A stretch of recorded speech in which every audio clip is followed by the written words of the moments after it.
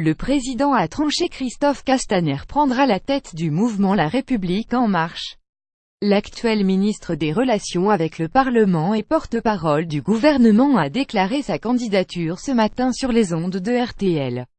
Sa nomination ne devrait pas entraîner de grands bouleversements au sein du gouvernement. Christophe Castaner démissionnera vraisemblablement du porte-parole à l'issue de son élection, mais conservera son ministère, une décision qui appartient au président de la République et au Premier ministre, a justifié l'intéressé. Cet ancien maire de Forcalquier-Alpes d'Haute-Provence, âgé de 51 ans, deviendra officiellement délégué général de la République En Marche à l'occasion d'un conseil national. Cette instance de 800 membres dont 25% issus de la société civile tirée au sort parmi les adhérents candidats se réunira à Lyon le 18 novembre. Nous aurons alors enfin la pièce politique qui nous manquait à la tête du mouvement. Christophe Castaner a démontré qu'il savait faire, a réagi la députée des Yvelines et porte-parole du groupe LREM, Aurore Berger. Lire aussi Christophe Castaner, le fou de l'échiquier. Les critères de Macron. Les candidats n'étaient pas très nombreux à répondre à tous les critères qu'avait édicté Emmanuel Macron pour prendre la tête de son mouvement, pièce maîtresse dans la défense de sa politique gouvernementale et la préparation des élections à venir.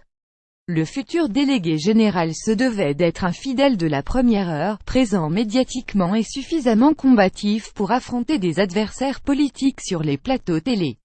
Il se devait aussi d'être élu de la République car les statuts du parti ne prévoient pas de rémunération pour ce poste, dernier critère important, non parisien.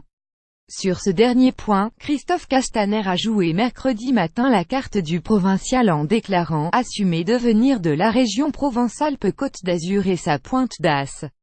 Le désir de Griveaux. Christophe Castaner le jure, Emmanuel Macron n'a pas eu besoin de le pousser pour le convaincre.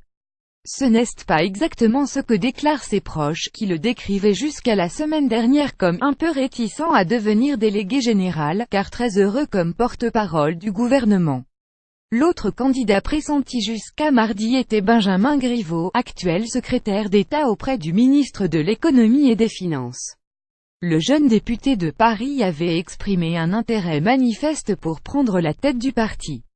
Mais sa candidature n'a pas été retenue par le président de la République, a-t-il confié à des proches. Certains membres de la République En Marche rapportent que ces velléités affichées de faire main basse sur la mairie de Paris ne seraient pas étrangères à cet arbitrage de l'Élysée. Soyons honnêtes, Benjamin n'a jamais déclaré être candidat à la mairie de Paris, mais il a eu la faiblesse de ne jamais le démentir, expliquent plusieurs élus.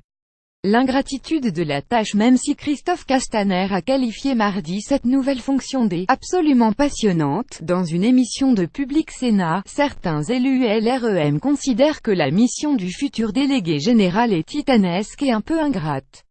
Entre deux plateaux télé, Christophe Castaner devra structurer le mouvement de manière à ce que l'élan qui a porté les marcheurs au pouvoir ne retombe pas d'ici aux prochaines échéances électorales. Il devra aussi accompagner la formalisation d'une doctrine, développer des initiatives locales et veiller à ce que les 100 millions d'euros de financement public sur les 5 années à venir profitent à ce très jeune mouvement.